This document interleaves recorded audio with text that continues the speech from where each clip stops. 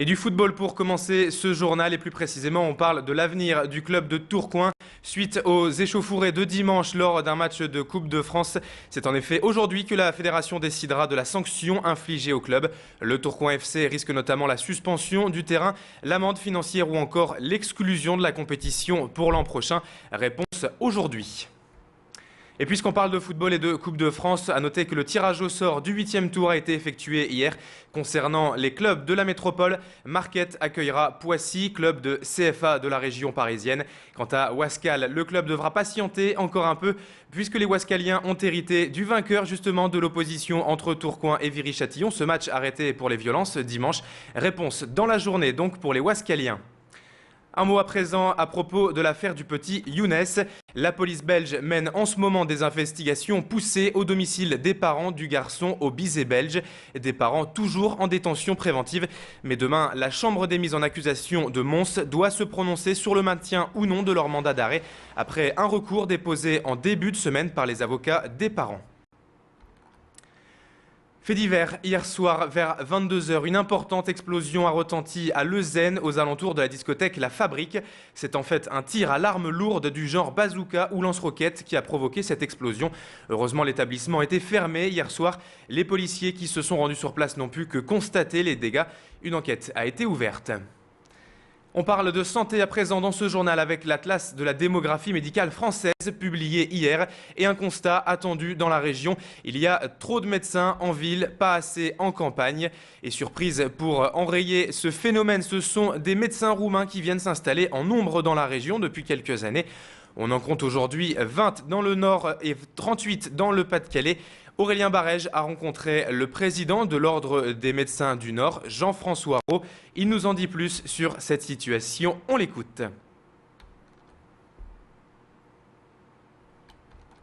Vous donnerez le choix entre travailler sur l'île et travailler au fin fond du département. Votre choix serait peut-être vite fait, d'autant plus quand vous avez votre compagne ou votre compagnon qui a un métier dans l'agglomération, il n'a pas envie d'aller partir non plus à l'autre bout. Également, il y a la scolarité des enfants. Quand ils sont petits, vous avez des écoles maternelles partout, mais si vous avez des lycées après, on va se rapprocher des zones à forte activité. Également, pour les loisirs, pour plein de choses, font que la majorité des médecins préfèrent être dans des grosses agglomérations. Cinéma à présent, Harry Potter fait encore parler de lui. Hier est en effet sorti le dernier volet de cette saga culte. Harry Potter et les reliques de la mort. Toujours accompagné de ses amis Ron et Hermione, Harry doit repartir au combat pour affronter Lord Voldemort. 2h35 de magie, de spectacles et d'effets spéciaux au programme pour ravir les fans du sorcier. Et hier à Lille, les plus assidus étaient bien sûr nombreux dans les cinémas pour découvrir la première partie de ce film, dont la suite sortira en juillet prochain. Frédéric Regnault était à la sortie de la séance pour recueillir les avis à propos de ce film. On écoute les réactions des fans. C'est toujours un plaisir de voir Harry Potter, à chaque sortie on est là à 10h devant la salle et donc voilà. Mais c'est toujours sympa, donc il n'y a pas déçu mais sympa. Je suis vachement attentive à tous les détails du bouquin, c'est limite si je les connais pas par cœur. On tilte super facilement au moindre détail qui est oublié et je trouve que là dans le set, c'est pas tellement des petits détails par-ci par-là, c'est plutôt des gros sujets qui sont trop mis de côté. Alors que ce serait super important de les développer. On a envie de voir la suite parce que la première partie elle reste quand même assez calme.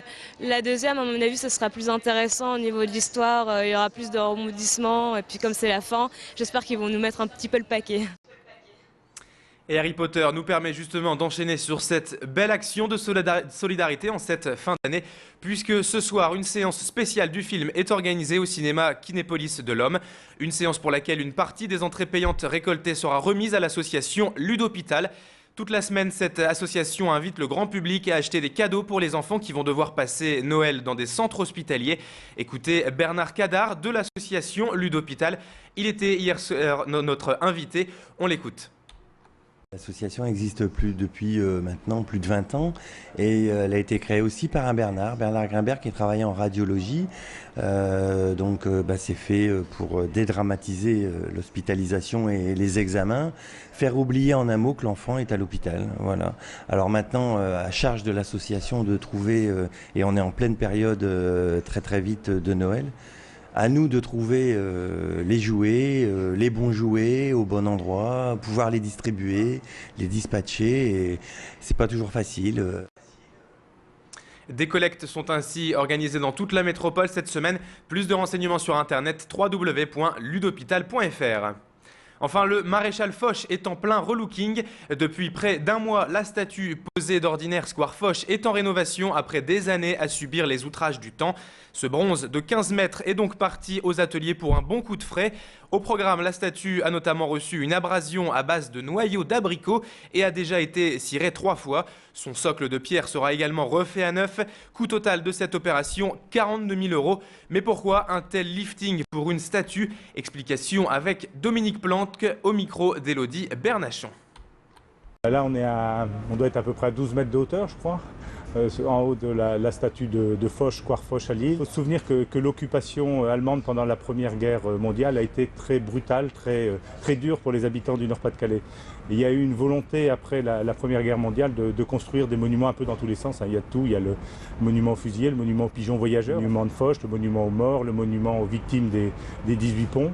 Et je pense que la ville, en participant à cette restauration aujourd'hui, pense que c'est important de garder toute cette statuaire de l'entre-deux-guerres. On travaille aussi sur les statues et les monuments plus récents, mais toute cette série-là, on essaye de faire toute la série actuellement de l'entre-deux-guerres.